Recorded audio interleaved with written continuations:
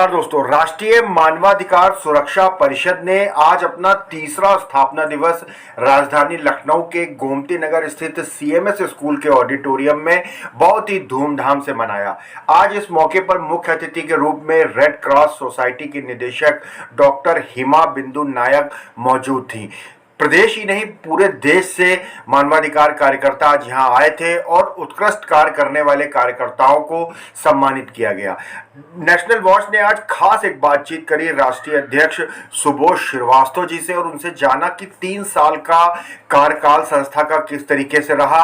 दोस्तों, हम सभी को कहीं ना कहीं उत्पीड़न का शिकार होना पड़ता है और अपने अधिकारों की रक्षा करने के लिए, मानव के अधिकारों की रक्षा करने के लिए ऐसी संस्थाओं की जरूरत पड़ती है। तो नेशनल वॉच ने आज जो बातचीत की है सुबोध श्रीवास्तव जी से, वो हम सब के लिए जानने लायक है, देखने लायक है, क्योंकि जब कभी भी जरूरत पड़े तो आप अपने साथ खड़ा पाएंगे मानवाधिकार परिषद। मानवाधिकार सुरक्षा परिषद के आज 3 साल पूरे हो गए, स्थापना दिवस धूमधाम से मनाया जा रहा है। ये 3 साल की जर्नी कैसी रही, क्या क्या संस्था ने काम किए?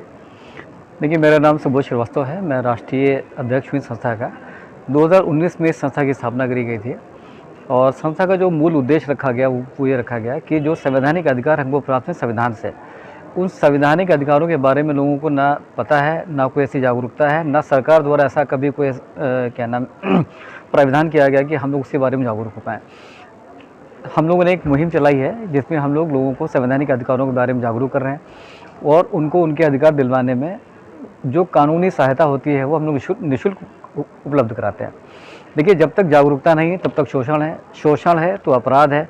शोषण ही कहीं ना कहीं अपराध का कारण है, क्योंकि जब आदमी जिसका शोषण होता है वो आदमी पीड़ित होता है, जो पीड़ित होता है वो कहीं बड़ा अपराधी बनता है।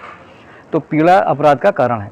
हम लोग इसीलिए जागरूक कर रहे हैं और हम लोग चाहते हैं कि यह देश हमारा जो है अपराध मुक्त और भ्रष्टाचार मुक्त हो। अपराध मुक्त और भ्रष्टाचार मुक्त यूँ नहीं हो सकता है, उसके लिए हम सबको आगे आना पड़ेगा। सिर्फ कानून या सिर्फ पुलिस प्रशासन के बस की बात नहीं कि अपराध को पूरी तरह से समाप्त किया जा सके।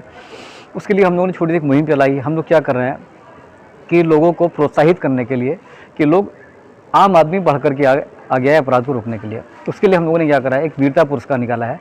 इस वीरता पुरस्कार के माध्यम से आम आदमी को हम लोग प्रोत्साहित करके आगे लेके आ रहे हैं। क्या करते हैं कि जिस भी व्यक्ति ने अपनी जान जोखिम में डाल करके अपराध को रोकने की, अपराधी को पकड़वाने की, किसी व्यक्ति की जान बचाने में या अपनी जान माल की रक्षा करने में, कानून की रक्षा करने में या संविधान की रक्षा करने में अपनी जान जोखिम में डाली है, उन सभी को हम लोग वीरता पुरस्कार के नाम से सम्मानित करते हैं। वीरता पुरस्कार में हम लोग क्या करते हैं कि 2100 रुपये का नकद पुरस्कार देते हैं। उसके साथ साथ हम लोग एक प्रशस्ति पत्र देते हैं और एक अंग पत्र देते हैं। और ये जो पुरस्कार राशि या जो पुरस्कार है, ये हम लोग स्थानीय थानेदार के हाथ से दिलवाते हैं। इसके पीछे हमारा तर्क ये है कि जब पुलिस वाले, जब थानेदार साहब अपने हाथ से लोगों को सम्मानित करेंगे तो पुलिस और पब्लिक के बीच की जो खाई है वो खाई भरेगी। पब्लिक के दिमाग से पुलिस का खौफ खत्म होगा, पुलिस के दिमाग से ये खत्म होगा कि सारे सामाजिक लोग ही अपराधी हैं।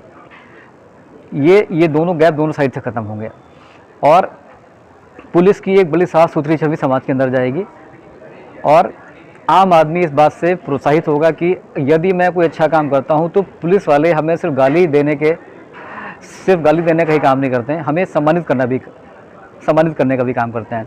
तो इससे क्या होगा, एक समाज में चलन चल पड़ेगा कि हर व्यक्ति अच्छा काम करने की कोशिश करेगा, अपराध को रोकने की कोशिश करेगा। उसको इस बात का लालच रहेगा कि अगर मैंने अच्छा काम किया है, मैंने किसी अपराधी को पकड़वाने में या किसी अपराध को रोकने में कानून की मदद करी है, पुलिस की मदद करी है, तो हमको स्थानीय थानेदार साहब को सम्मानित करेंगे। आज हमको थानेदार कर रहा है, कल हो सकता है हमें शहर का कमिश्नर करे, SSP करे।